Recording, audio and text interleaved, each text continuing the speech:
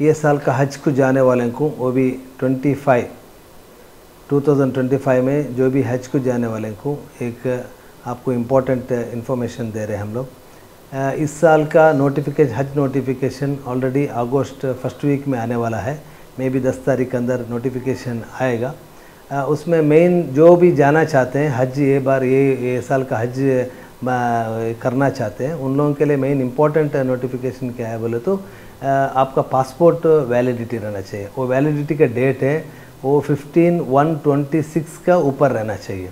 उसका अंदर अगर वैलिडिटी है तो आपको नहीं हो सकता है, क्योंकि ये बहुत बड़ा इम्पोर्टेंट ये सऊदी का जो भी हम लोग जाने वाले हैं उनका नोटिफिकेशन है। इतना डेट का अंदर से हम लोगों को नहीं रहना चाहिए, उससे ज़्यादा रहना चाहिए बोल के।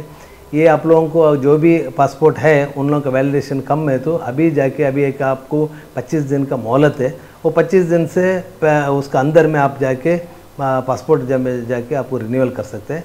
या तो पासपोर्ट जो किसका पास नहीं है उन लोग भी अभी जाके आपको पासपोर्ट नया तरह से पासपोर्ट बना सकते हैं।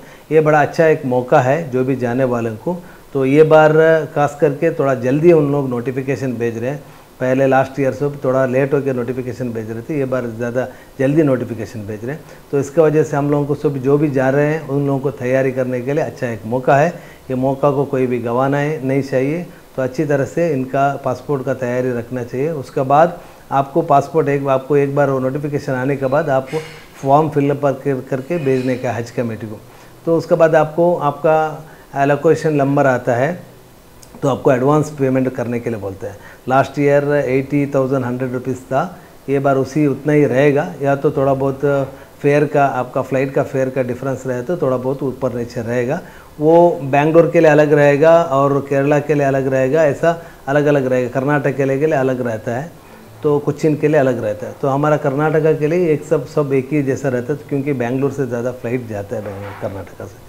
तो वो भरने के बाद उसके बाद आपको नोटिफिकेशन आता है कि आप क्या करने का है। उसके बाद आपको हज का एप्लीकेशन का फॉर्म देने का है और मेडिकेशन का सर्टिफिकेट देने का है।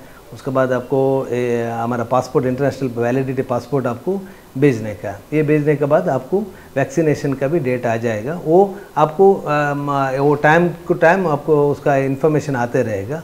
वो तो उसके लिए आप सब लोगों को, मैं जो भी हमारा मुसलमान भाई लोग हज के लिए ये साल जाना चाहते हैं तो उन लोग सब ये ध्यान में रखिए कि पासपोर्ट इंटरनेशनल पासपोर्ट वैलिडिटी जो है मैं बोला है उससे ज़्यादा वैलिडिटी रख के आप तैयार रहिए।